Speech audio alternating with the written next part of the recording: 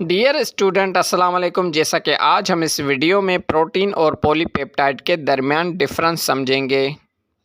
Protein और polypeptide दोनों polymer हैं, बड़े मॉलिक्यूल्स हैं अमीनो एसिड के, लेकिन सिर्फ एक डिफरेंस है। वो पॉलीपेप्टाइड मॉलिक्यूल जिसका मॉलिक्यूलर मास 10,000 mu से ज़्यादा हो तो उसको प्रोटीन कहेंगे, और अगर 10,000 से कम मॉलिक्यूलर मास हो तो उसको प्रोटीन नहीं, फिर पॉलीपेप्टाइड सिर्फ कहेंगे। तो ये था डिफरेंस।